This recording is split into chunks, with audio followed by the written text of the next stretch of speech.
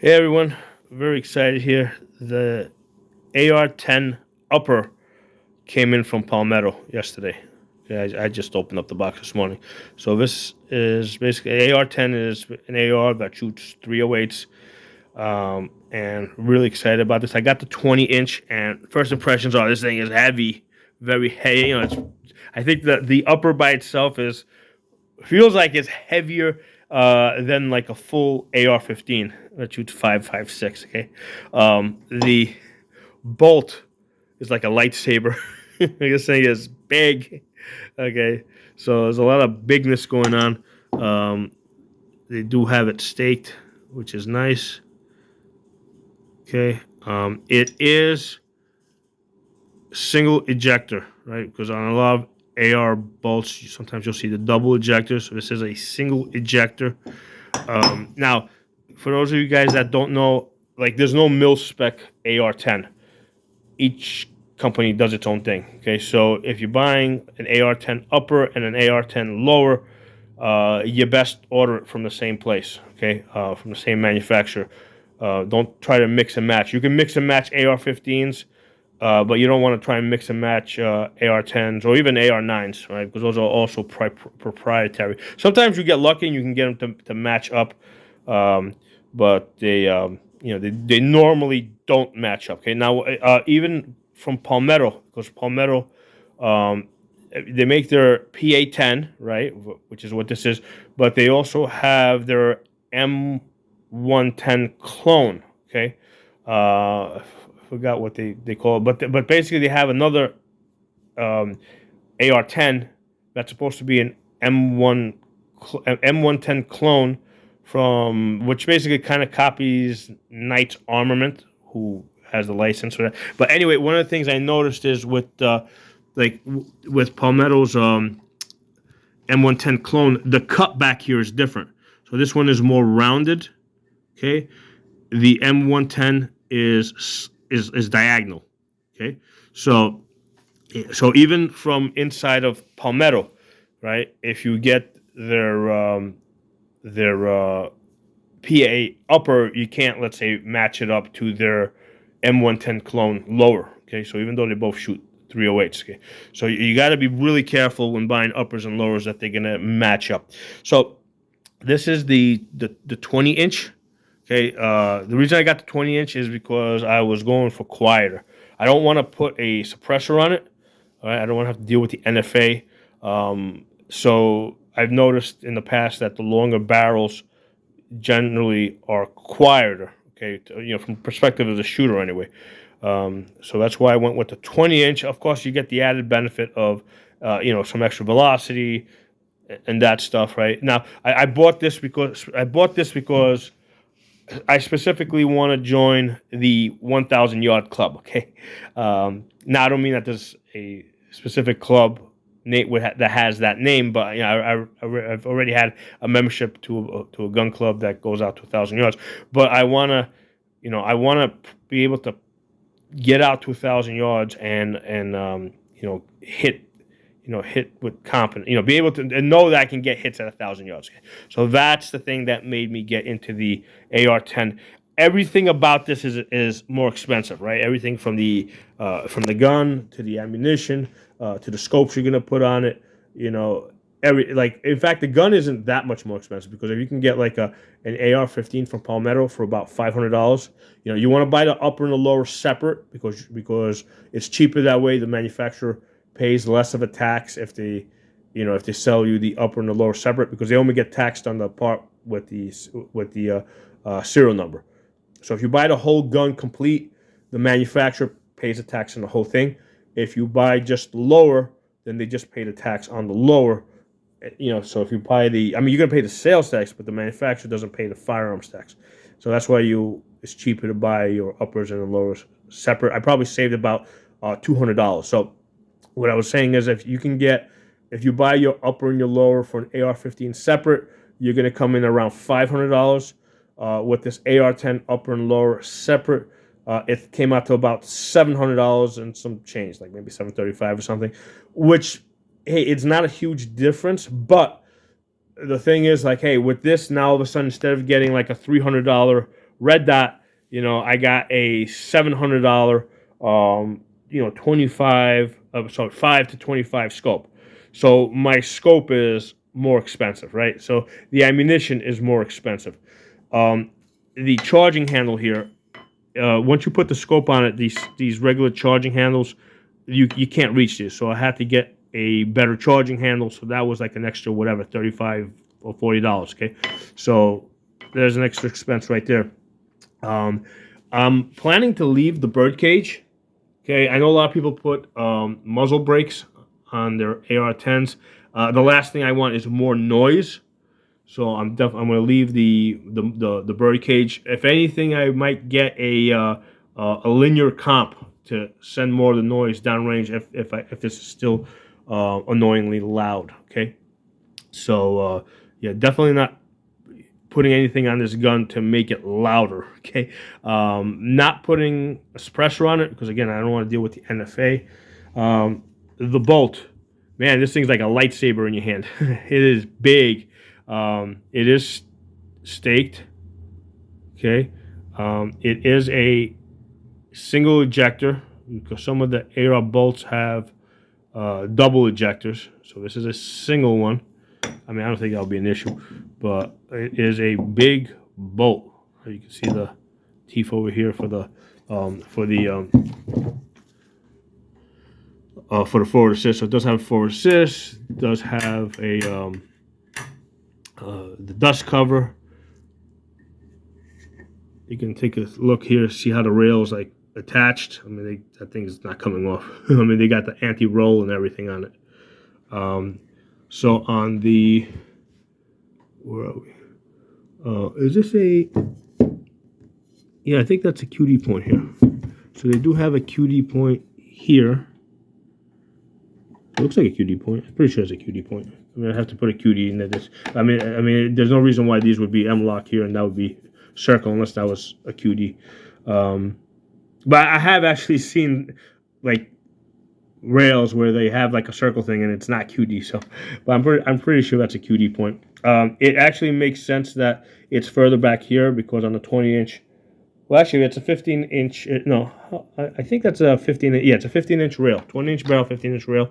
I'm probably going to end up putting an M-lock. In fact, I already ordered it. I'm going to put an M-lock QD, like probably somewhere around here because that's probably too close for me. And going all the way to the end is probably too far. I want to probably be somewhere around here. The gas block is right up here. So usually if your gas block is there and then you try to mount any M-locks here, the screws interfere with the gas block. However, on an AR-15, however, on the AR-10, everything is just kind of supersized, so there's probably enough space there for the screws to go in if you want to mount up here. I mean, and you can always grind them down a little bit shorter too if you wanted to. But if you wanted to put any QD stuff, any M-locks up here, like for a light or something, you could. Although, again, this is going to be a distance shooter, so I'm not planning to put a light on it. So the sling, M-lock sling is going to probably go someplace over here. The interesting thing is I want a closer look at this, at the, what do you call this thing? The gas adjustment thing. This is an adjustable gas block. Can't remember the exact name of it. So from there, you're able to let more gas into the system or let gas out of the system. So I was curious what that was going to kind of look like in person. Let me get this up to the door over here. Hey, cat. So there you go, a little bit more light. So as you can see, it's really on the 15-inch rail with the 20-inch barrel. It's really close, so it's accessible. So you can use a regular Allen key.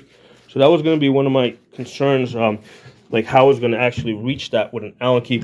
They do give you an extended Allen key because I think with some rails and some barrels, or in the past, I think the gas block was on some configurations like way back here.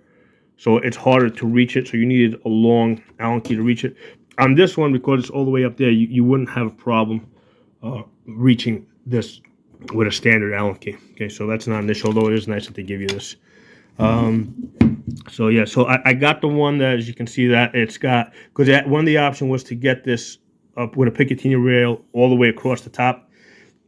The reason why I didn't get it is because I wanted to make this as light as possible. But the other, it's also because this is thicker, right? It's thicker. If you get a, that makes a big difference. I much rather would grab it here than, let's say, grab it up here. There's a big difference with grabbing it up here versus grabbing it here. So on the bigger 308, yeah, you definitely want to leave this.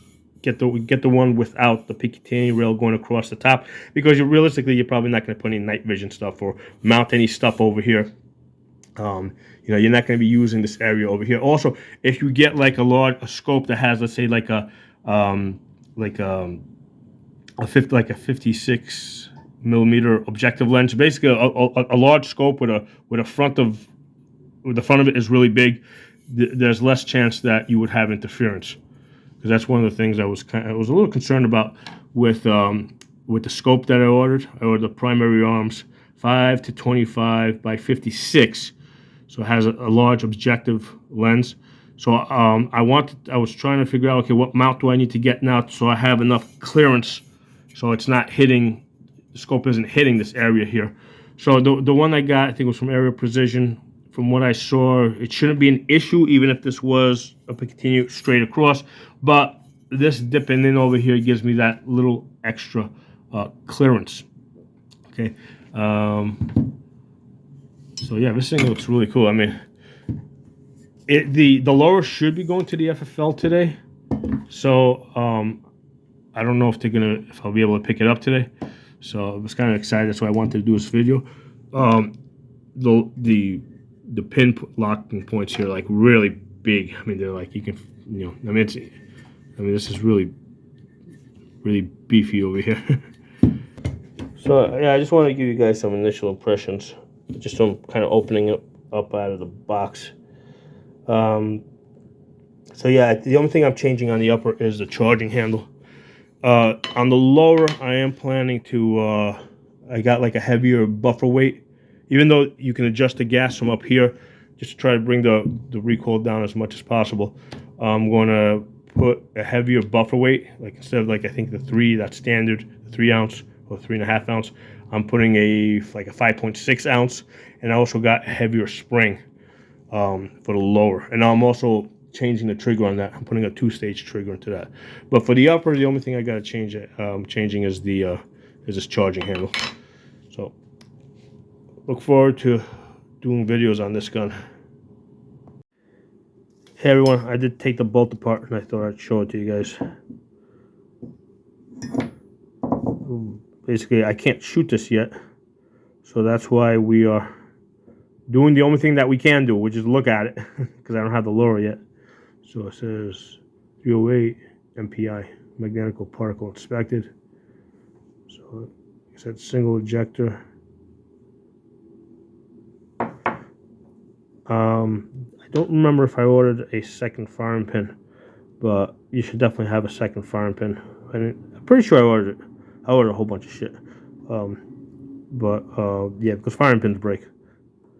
So I ordered a second firing. In fact, I need to order a lost and broken parts kit that'll have like extra springs. I think I didn't find one that I liked, that I had like all the parts that I wanted. So, but yeah, you definitely want to have a lost and broken parts kit. So the thing with the 308s, because each company does its own thing, you want to order from the company. So if you order firing pin, order it from Palmetto. Lost and broken parts, order it from Palmetto, so you make sure that everything fits. If that's what you order, right? If you order from Palmetto, if you order your AR-10 from some other manufacturer, try to get all the parts from there. But that's also the reason why, let's say, because I really liked the AR-10 from Ruger, okay, but then it came down to, okay, where do I get parts? I mean, it's you run into issues like that. with Palmetto, I know they have they sell lots of stuff. They sell in high volume, so that increases the chance that you can be able to buy extra stuff when you need it. So again, that's another reason why I went with Palmetto versus other companies. Because again, like I said, I really like the Ruger makes an AR-10 that's about the size of an AR-15. So they found a way to really downsize everything.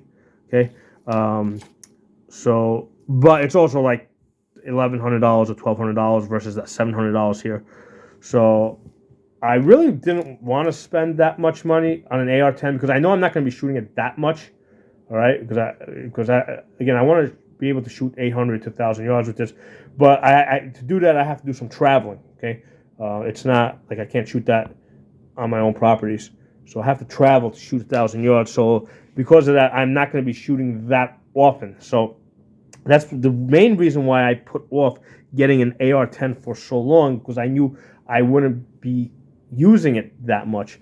So I didn't want to spend like $1,100-$1,200 on something I'm not going to be using that much. Okay, the $700, I'm like, okay, yeah, that's not so bad. And the way that Palmetto really got me is like I saw that Black Friday or Black Friday week was a week before that, they had the AR-10 lower for $200.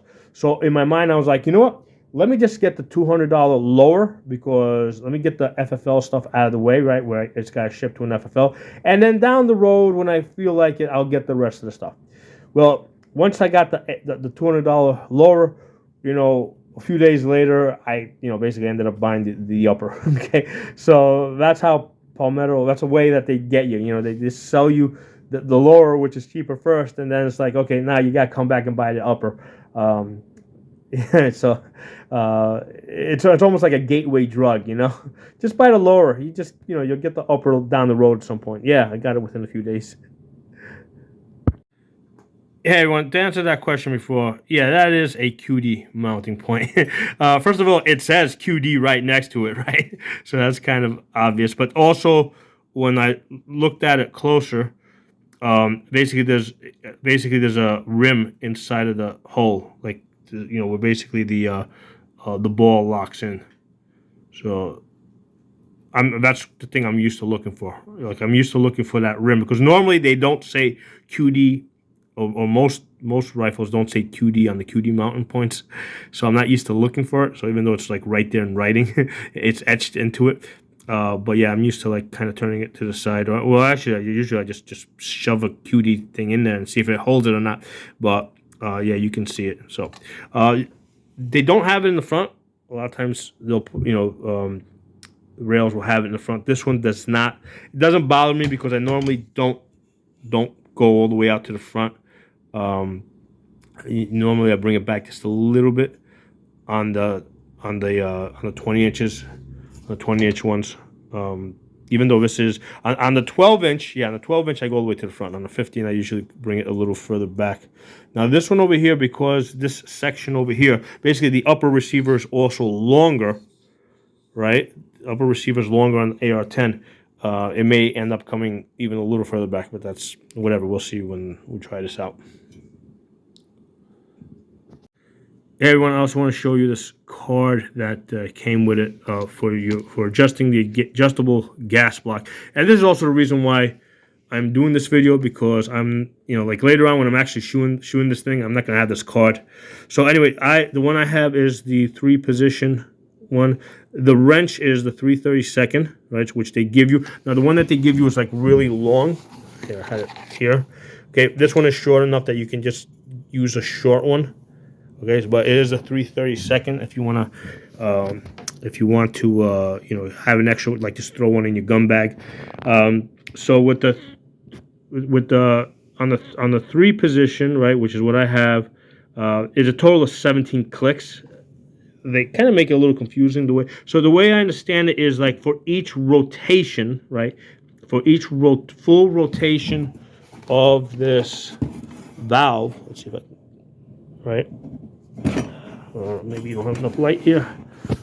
There it is. You can see it there. There it is. So for each full rotation of that valve, you get 3 clicks. Okay, so there's a lot of rotations that you can get out of it. So it's a total of, according to this, it's a total for the 3 position. It's a total of 17 clicks. So you got 17 possibilities. If you got the 5 position one, okay, you got 26 clicks. So this one has this one, the one I have, the 3 position. So with the 308, it should be from the closed position. I'm guessing it's from the closed position rather than the open position. But from the closed position, I'm guessing it's 7 clicks in. Okay, that's where you're going to be, 7 clicks in. And this, I guess, it's tuned for a 150 grain 308.